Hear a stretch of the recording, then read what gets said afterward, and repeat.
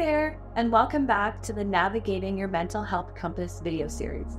My name is Sarah, and I'm a registered clinical counselor living and working in Vancouver, BC, on the traditional, unceded, and ancestral territory of the Coast Salish people, the Musqueam, Squamish, and Tsleil-Waututh nations.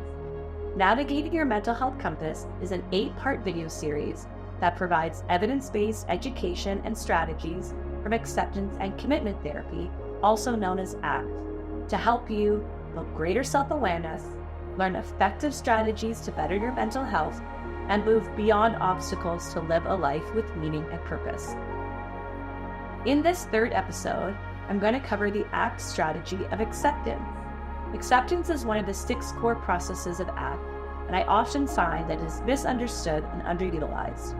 I will demonstrate the effectiveness of acceptance as a strategy, including when it is and when it is not useful. This episode will wrap up with an overview of various examples of acceptance strategies that you can put into practice in your life. As always, I encourage you to be open to learning this new strategy and to try it out for yourself to determine how effective it is. If you haven't already watched the first 2 episodes in this series, I encourage you to go back and watch episode 1, Discovering Your Mental Health Compass, where I give an overview of acceptance and commitment therapy, and episode 2, The Present Moment, where I break down the concept of mindfulness and how this strategy can help you cope with daily challenges when used regularly. The Navigating Your Mental Health Compass video series uses the metaphor of a compass to illustrate the idea that life is a journey, and we can navigate this journey by staying true to our values, our North Star, while being mindful of the present moment, accepting things that are out of our control, and taking committed action. The goal is to create a rich and meaningful life guided by our values while coping with the inevitable challenges that come our way. In this compass metaphor, the south direction symbolizes the challenges, difficulties, and pain that we face in life.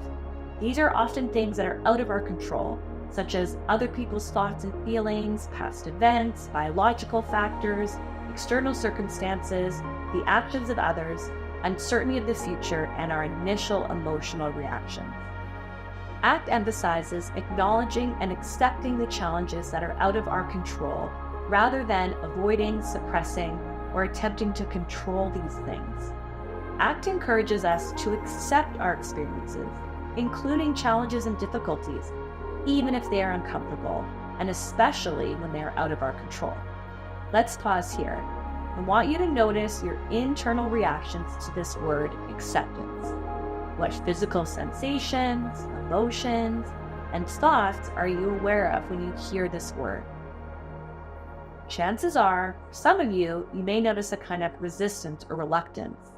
And for some, acceptance is akin to giving up or giving in, which may feel like defeat, especially when you consider acceptance as a strategy for coping with challenging thoughts or emotions or mental health struggles such as anxiety and depression.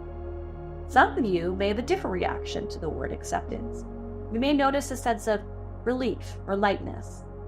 Acceptance brings to light the idea that we no longer have to fight against our experiences, which can often be futile, especially when the circumstances are out of our control.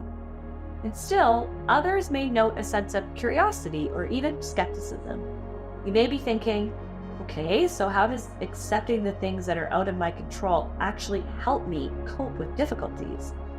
All these various reactions are welcome, and I invite you to be open to learning more about how ACT approaches acceptance, because it truly can help you when coping with difficulties and maintaining good mental health. From an ACT perspective, acceptance means actively contacting your psychological experience directly and fully. It means engaging with what's going on for you, even if that's uncomfortable and you'd rather avoid it. Acceptance means making room for unpleasant emotions, sensations, and urges, while allowing them to come and go without struggling against them, running away from them, or over-identifying with them. You may be thinking to yourself, why on earth would I want to do that? Of course, it makes sense that you'd rather avoid uncomfortable thoughts, emotions, and experiences. But here's the thing. Even though avoidance may work in the short term, it often doesn't work in the long run. Eventually, After we've mindlessly binge-watched the show on Netflix to procrastinate, or engaged in people-pleasing behaviors to avoid an awkward conversation, or used a substance to numb ourselves, or even done something considered healthy, like going for a run or going to a yoga class to suppress uncomfortable emotions, eventually what we worked so hard to avoid catches up to us and we end up experiencing the discomfort anyways. Life is full of difficult and uncomfortable experiences, and we can't continue to try and avoid these experiences and only have what we may consider to be pleasant or joyful. The reality is, being a human means experiencing the ups and downs of life, including the difficult moments. And rather than waste time, energy, and effort resisting these difficult moments, we can pass through them with more ease and less long-term discomfort by actively making space for them in the moment. In ACT, acceptance is an approach or strategy offered as an alternative to avoidance. Avoidance strategies are those that are used in an attempt to escape or control unwanted thoughts, emotions, physical sensations, memories, or situations. Let's go through some examples of avoidance strategies together so that we can see how they are different from acceptance. You'll notice that we are all familiar with them and use them regularly. We may try to avoid or suppress uncomfortable or difficult emotions. We may try to distract ourselves from distressing thoughts or control these thoughts by trying to change them. For example, trying to change a negative thought into a positive thought. We may avoid social situations that bring up discomfort or anxiety, for example, not going to a social event. We may procrastinate studying or work-related tasks to avoid the discomfort or difficulty associated with doing these tasks. Do these sound familiar? We all engage in avoidance strategies, myself included, so there's no need to judge yourself for doing your best to cope with challenges. Let's do a quick exercise together to understand further why avoidance strategies tend to cause more long-term harm and why acceptance may be a helpful strategy even if it means coping with challenges in the moment. I want you to think of a situation or internal experience such as a thought, memory, emotion, or physical sensation that you are currently trying to avoid right now.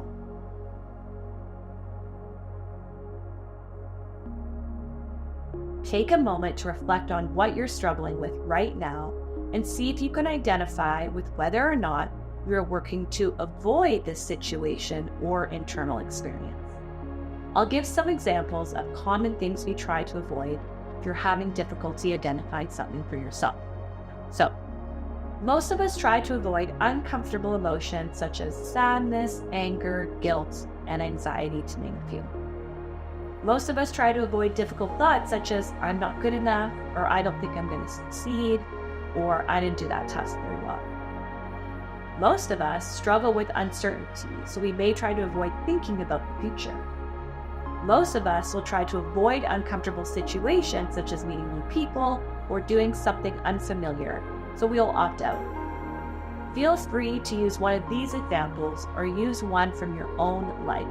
But either way, I want you to identify what it is that you're currently trying to avoid in your life. And make sure it's something that elicits some discomfort, but not an overwhelming amount. We want something that feels workable for you right now and something that you feel comfortable kind of playing around with. We're going to walk through an activity together, so feel free to write down your own responses. First, I want you to write down the uncomfortable experience that you're trying to avoid, one that you just identified. I provided some examples, but feel free to pick your own or use something that applies to you. So, I want you to complete this sentence. The uncomfortable or painful experience I'm trying to avoid is, and again, examples may be sadness over a current conflict with a friend, anxiety about going to a social event, the cognitive load of finishing a school assignment, the pain I feel in my knee from a recurring injury. Those are just some examples.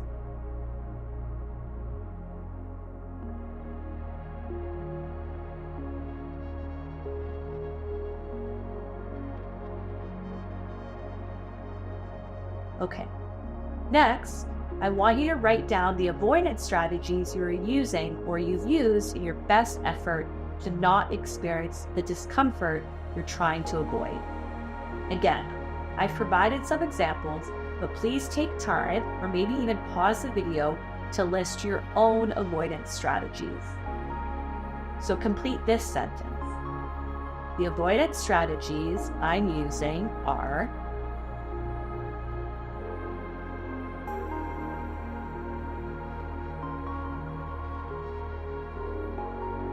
Here's some examples.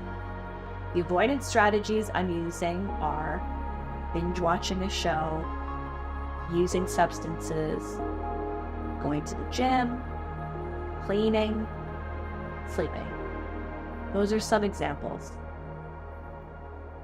I want you to notice here that avoidance strategies are not inherently bad or unhealthy in and of themselves. The key is to reflect on what the purpose behind these activities are. It's not necessarily a bad thing to binge watch a show or enjoy food or alcohol, engage in physical activity, clean, or even sleep. In fact, these are things most of us do and are necessary. What we want to be aware of is the intention behind engaging in these activities. Are we spending hours watching a show or overusing substances to temporarily avoid an uncomfortable experience?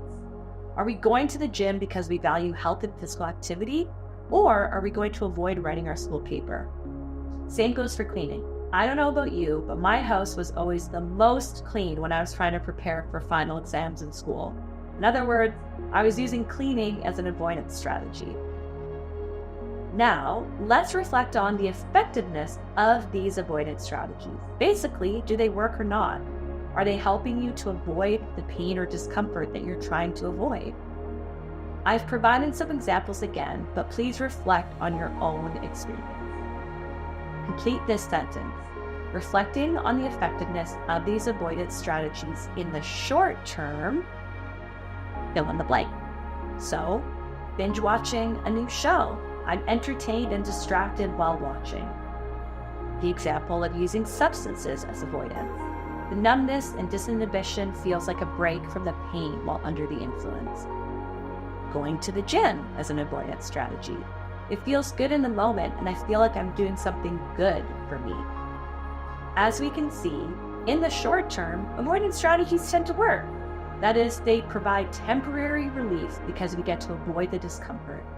This positive reinforcement cycle is what perpetuates the use of avoidance strategies. Because they work in the short term, we continue to use them over and over again. However, there tend to be long-term consequences to avoidance strategies. Remember, avoidance strategies aren't inherently bad in and of themselves, but it's when we use these activities to avoid discomfort that they become problematic over time. Take some time to consider if there are any long-term negative consequences to the avoidance strategies you previously listed. Again, I provided some examples, but please fill in the blanks with your own experience. So, complete this next sentence. In the long term, the cost to these avoidance strategies are. Here are my examples. Binge watching a show. I now have less time to do what I need to do. The feeling I was trying to avoid is still there when the show ends. Using substances as an avoidance strategy. I spent money, I feel worse once the effect wears off, and maybe I even develop a substance dependence. Sleeping as an avoidance strategy. I miss the opportunity for the social connection and increasingly feel more lonely and isolated because I slept instead of going to the social activity.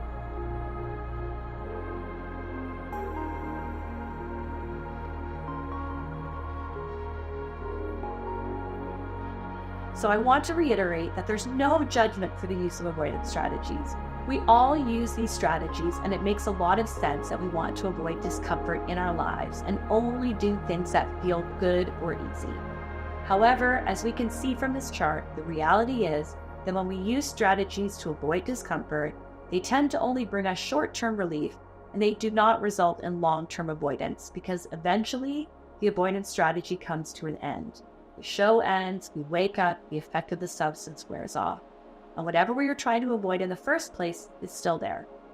When we take the time to zoom out and reflect on the use of avoidance strategies, like we did by filling out this chart together, we can see that avoidance strategies actually tend to cause us more pain in the long term. Not only are they ineffective in completely avoiding whatever it is we were trying to avoid, but they usually create more problems for us over time. Let's look at this cycle one more time with an example. At the top of the cycle, you'll see the uncomfortable or painful experience you might be trying to avoid, such as the anxiety that comes up when you think about going to a work social. You will likely feel motivated to avoid this discomfort by doing what seems most intuitive, avoiding the social event, so you don't have to experience the anxiety, which brings us to the next part of the cycle. In the short term, you will likely experience relief. You don't have to go, there goes the anxiety. However, as we continue to move through the cycle, you'll see in the long term that although you have short-term relief, over time, this avoidance cycle will lead you to feeling disconnected and lonely.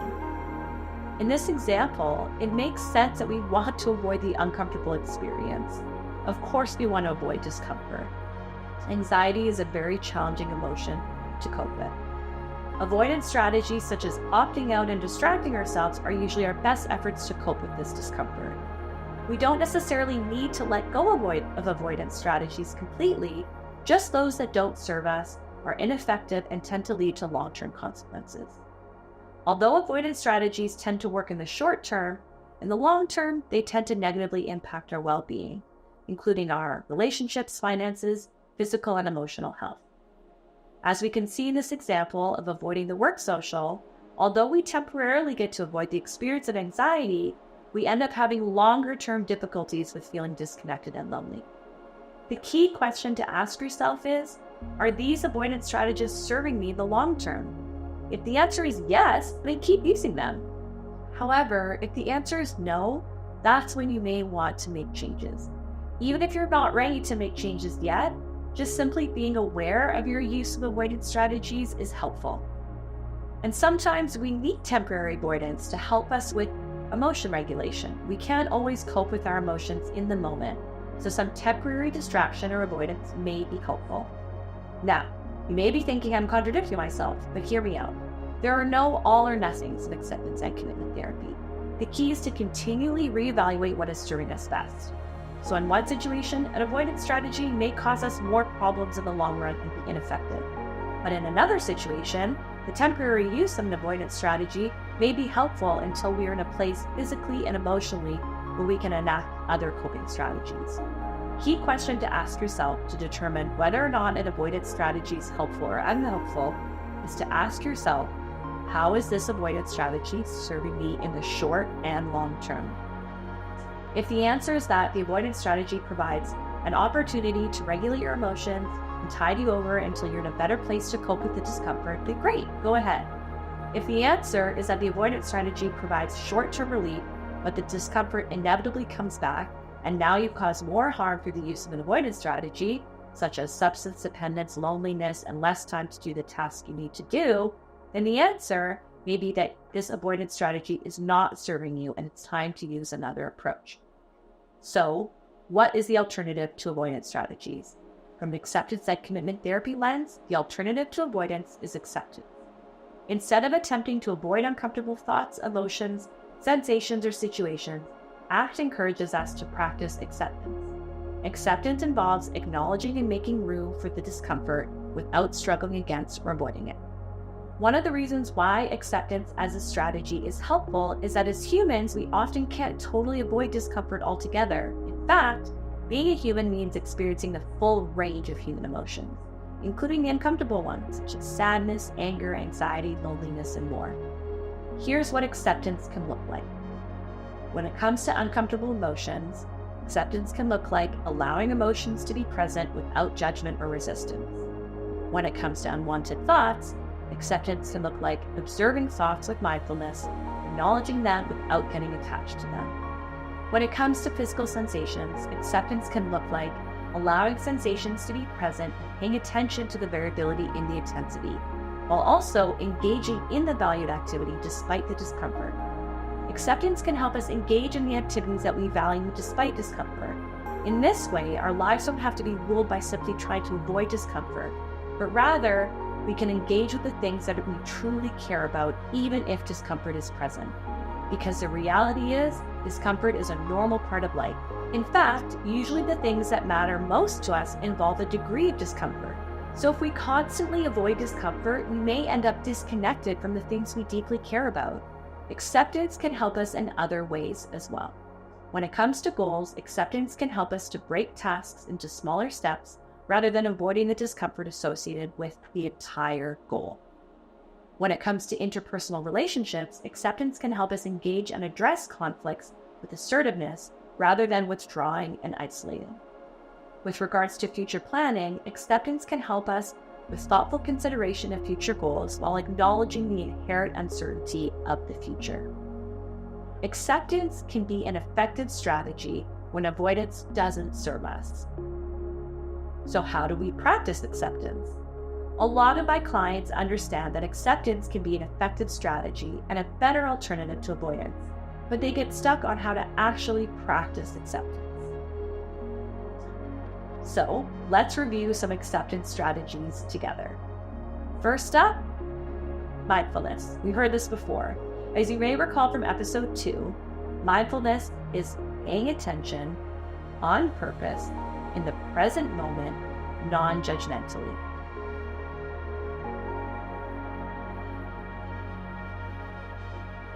So in terms of acceptance, mindfulness helps us to acknowledge the discomfort that is present and notice the thoughts, emotions, and physical sensations that come up for us in the face of discomfort. Mindfulness encourages us to be in the present moment and to not get caught up in the future or worrying about the past. Mindfulness also helps us to be non-judgmental, to notice things as they are without evaluating emotions, thoughts, or sensations as good or bad or right or wrong. To simply notice them as they are. We can practice mindful acceptance by engaging in a guided mindfulness practice, such as a breathing exercise or body scan. We can also practice mindful acceptance less formally by simply paying attention and noticing our internal experience and our external surroundings. Next step, non-identification. Non-identification is an acceptance strategy that involves recognizing that we are not the sum of our thoughts and emotions. ACT also calls this the observing self, and there will be a whole episode on this strategy. But for now, you can think of it as gaining perspective or zooming out from your current state of discomfort. This may sound strange, but sometimes I like to imagine there's like a little tiny version of myself that's zoomed out, taking a bird's eye view of what is going on.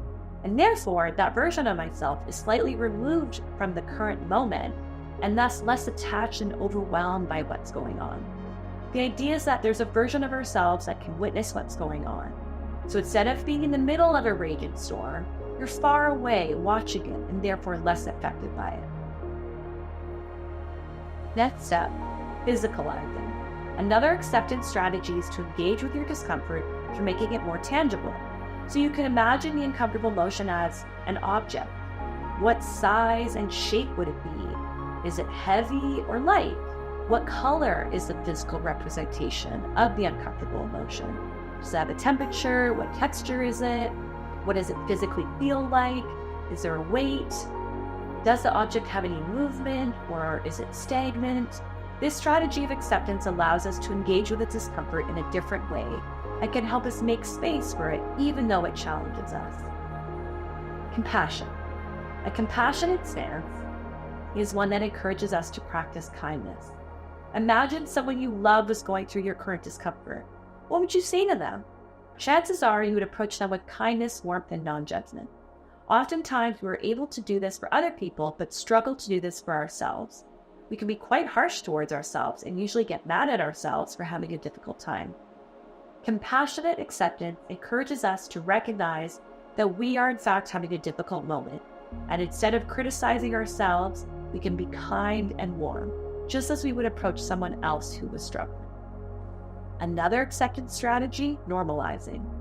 All of us have experienced difficulties and discomfort. These are common experiences for all humans. Even though we each have our own unique lived experience, all humans have experienced sadness, anxiety, anger, grief, fear, guilt, loneliness, regret, jealousy, the list goes on. Normalizing helps us to acknowledge we are actually connected to others through our discomfort and the difficult experiences we face. We have all experienced challenges and we are not alone. Sometimes when we're in distress, we lose sight of this and feel like we're the only ones and that no one will understand. But that only serves to further isolate us from others. Normalizing is an accepting strategy that helps us remember that experiencing discomfort is a normal part of being a human. All humans experience various forms of discomfort, so we are not alone. So there you have it.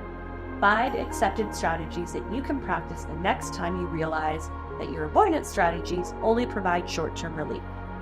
In order to help you cope more effectively over the longer term, you can try one or more of the acceptance strategies we went through: mindfulness, non-identification, physicalizing, compassion, and normalizing. I encourage you to give all of these a try at least a few times to see how they work for you. Remember, using coping strategies is like learning to ride a bike. It takes practice over time, and the more you practice, the better you get. Do yourself a favor and don't start with the most uncomfortable emotion or most challenging experience. Start with something mildly uncomfortable so that you can get the hang of the strategy and see how it serves you best. Just before we wrap up this episode of Navigating Your Mental Health Compass, I want to make a note that the strategy of acceptance isn't always appropriate. ACT always encourages flexibility, which means that sometimes certain coping strategies work and other times they don't. So when it comes to acceptance, I want you to think about practicing the stance towards your internal experiences, such as challenging emotions, thoughts, and physical sensations. I'm by no means encouraging you to accept or tolerate any harmful situation such as abuse or mistreatment. In the same vein, do not ignore necessary medical interventions. ACT always encourages taking action to support well-being. And furthermore, acceptance is not emotional suppression, but rather actively coming into contact with emotions. Remember, acceptance is only one of the 6 core psychological processes in ACT, and it works best when it is integrated with the other core processes, for which we will cover in the remaining episodes of this video series. In today's episode, we focus on acceptance as a coping strategy, and that can be used instead of avoidance. The compass metaphor illustrates the idea that life is a journey, and we can navigate this journey by staying true to our values, our North Star, and accept things that are out of our control, such as uncomfortable thoughts, emotions, and physical sensations. In this metaphor, the south direction symbolizes the challenges, difficulties, and pain that we face in life. Becoming overwhelmed by our discomfort or constantly employing avoidance strategies may pull us in the south direction, away from what's most important to us, our values, which is represented by the north direction. Think about the saying of following the true north. Acceptance strategies can help us stay on our path north in alignment with our values. Acceptance is a big topic with lots of nuances, not all of which I can convey in this one video. However, I hope I've been able to provide a helpful overview of the strategy of acceptance, including what it is, how to use it, and when it is and when it is not effective. Thank you so much for joining me in this video and being willing to engage with your own discomfort. I know it's hard. Up next is episode 4, Coping with Unhelpful Thoughts, which covers another one of ACT's core processes, diffusing or unhooking from unhelpful thoughts as a way to help us cope and live a life in alignment with our values. Once again, I'm Sarah, and thanks so much for joining me in this 3rd episode of Discovering Your Mental Health Compass. Please be sure to check out all the videos a part of the Navigating Your Mental Health Compass series on YouTube.